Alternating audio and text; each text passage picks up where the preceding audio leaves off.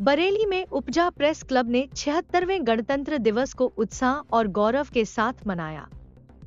इस अवसर पर जिला अध्यक्ष पवन सक्सेना ने ध्वजारोहण किया और तिरंगे को सलामी दी। राष्ट्रगान गाकर देशभक्ति की भावना को प्रकट करते हुए सभी सदस्यों ने देश के प्रति अपनी प्रतिबद्धता व्यक्त की। कार्यक्रम का संचालन उपजा के सचिव धीरेन्द्र सिंह धीरू ने किया। इस मौके पर प्रेस क्लब के कई प्रमुख सदस्य उपस्थित रहे, जिनमें वीरेंद्र अटल, इमरान खान, मुकेश तिवारी, जनार्दन आचार्य, विकास सक्सेना, फिरोज खान, निर्भय सक्सेना, देश दीपक गंगवार, हसीन दानिश और फिरोज इदरीसी शामिल थे। जिला अध्यक्ष पवन सक्सेना ने अपने संबोधन में संविधान और स्वतंत्रता संग्राम के महत्व पर प्रकाश डाला। उन्होंने कहा कि गणतंत्र दिवस हमें राष्ट्रीय कर्तव्यों और संविधान के प्रति सम्मान बनाए रखने की प्रेरणा देता है। कार्यक्रम के समापन पर सभी ने गणतंत्र दिवस की शुभकामनाएं दी और मिठाई बांटकर खुशियां साझा की। 26 जनवरी की सबको हार्दिक शुभकामनाएं। और मैं एक बात ये कहना चाहूँगा कि हमारे जितने बच्चे सब वरिष्ठ साथी लोग और हमारे अध्यक्ष बैठे हैं, सभी से हम सारे पत्रकार साथी, हम कलम के कलमकार हैं और हम लोगों की सबसे बड़ी एक अपेक्षा ये रहती है कि जो भी लिखे निष्पक्ष, जिससे कि समाज में एक अच्छा मैसेज जाए, समाज में सारे लोगों के लिए हम लोगों से बड़ा उम्मीद रहती है।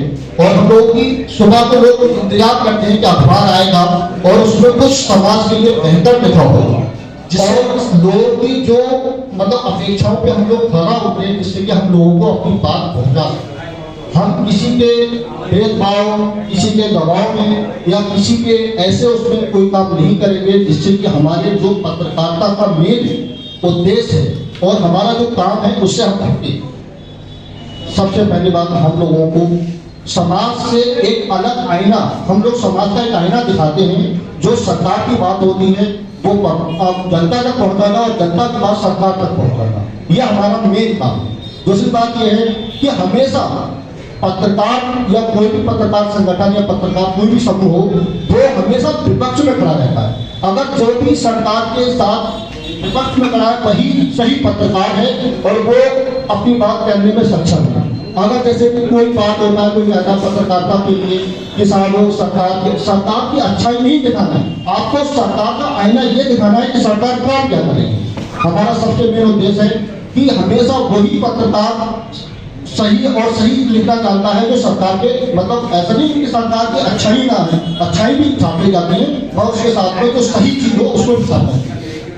हम पत्रकारों का जैसे एक छोटा सा स्लोगन मैं कहूँगा पत्रकारों के लिए, और उसके लिए जैसे कि हमने कहा था कि हमारे बच्चे जो हैं वो समाज से दूर हो। सबसे ज्यादा दिक्कत आती है हिंदी मीडियम हम लोग पढ़े और हिंदी मीडियम के लिए हम लोग जाने जाते थे। आज जो है बच्चे इंग्लिश मीडियम पर जाते हैं और वो पढ़ते हैं, उनके लिए सबसे ज्यादा दिक्कत होती है। उनको ये नहीं पता कि हमारा समाज में कल्चर क्या है। महामंत्री जो है दोनों से और अपनी पूरी टीम के साथियों से निवेदन भी करूंगा कि अगला कोई कार्यक्रम परिवार मिलन का रखें। जैसे अटल जी ने कहा, आज के दिन महत्वपूर्ण बात क्या है, जो महत्वपूर्ण बात हमको कनेक्ट करती है, हमारे शहर को कनेक्ट करती है। आशीष भाई भी है पीछे, वो कनेक्शन ये है कि पूरे भारत में जब आजादी का आंदोलन चला तो जहां तक मैं ठीक हूं, लगभग 752 फांसी हुई पूरे देश में, जो अंग्रेज शासन ने अपने कॉलोनियल सत्ता के दौरान दी। 750 के आसपास मान लेते हैं, कुछ बहुत सारी ऐसी हैं जो रिकॉर्डेड नहीं है, लेकिन अकेले बरेली में 250 से ज्यादा फांसी दी गई आजादी के आंदोलन, जो आपके कमिश्नर, पूरे देश में 750 और केवल बरेली में 250। तो आप एक ऐसे शहर और एक ऐसे जनपद के बीच में काम कर रहे हैं जहां आजादी के आंदोलन का बहुत बड़ा इन क्रांतिकारियों को यहाँ घटा दिया। तो मेरा ये कहना है कि 26 जनवरी कई लोगों को भ्रम रहता है कि आजादी तो मिली 15 अगस्त को, तो 26 जनवरी को हम क्या कर रहे हैं, और संविधान बना 26 संविधान दिवस, तो थोड़ा धार्मिक हो जाता है। क्योंकि बच्चे भी हैं तो मैं इसलिए बताना चाहूंगा कि आजादी की घोषणा हमारी जो हुई थी, पूर्ण स्वराज की मांग, वो 26 जनवरी 1930 को कांग्रेस के लाहौर अधिवेशन में और जब संविधान बन के आजादी के बाद तैयार हो गया तो अब ये सोचा गया कि अगस्त के बाद नवंबर लगातार 2 और नजदीक दिन पड़ रहे हैं, तो फिर संविधान को लागू करने की जो तारीख रखी उस समय के जो लोग भी जिम्मेदार लोग थे, पंडित जवाहरलाल नेहरू थे और जो तमाम कैबिनेट के लोग थे, उन्होंने उसकी तारीख को मुकर्रर किया 26 जनवरी 1950। तो 26 जनवरी 1950 को आप प्रजा से नागरिक बने।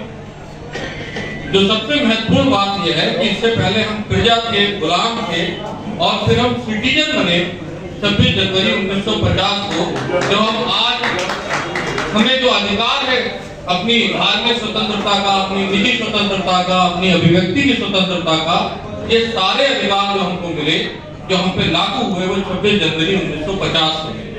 लेकिन बड़ा दिलचस्प है, ये लगभग 70-75 साल के बाद अगर हम गौर से देखें, हम अपनी हरकतों से, हम अपने ऐसे कर्मों से उस अधिकार को लगातार छोड़ते जाते हैं। आजादी ऐसी चीज नहीं है साहब कि एक बार मिल गई और वो हमेशा मिली रही। बहुत सारी ताकतें दुनिया में काम करती हैं जो थोड़ा थोड़ा आपकी आजादी को चारों तरफ से नोचती रहती हैं, उसको आपसे छीनती रहती हैं, आपको एहसास नहीं होता है। आजादी एक ऐसा पेड़ है जिसमें रोज जब तक खाद पानी नहीं डालोगे ये पेड़ बड़ा नहीं है।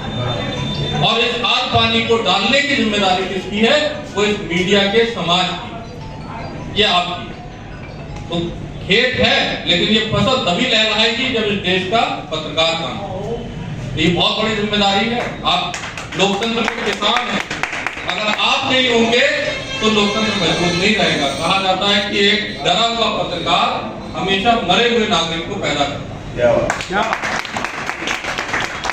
तो बहुत बड़ी जिम्मेदारी इस कमरे में बैठे हर व्यक्ति की है। मैं निर्भय जी हमारे बड़े भाइयों पे बहुत प्रभावित हूँ। हर साल अपनी एक किताब निकालते हैं, लगातार लिखते रहते हैं।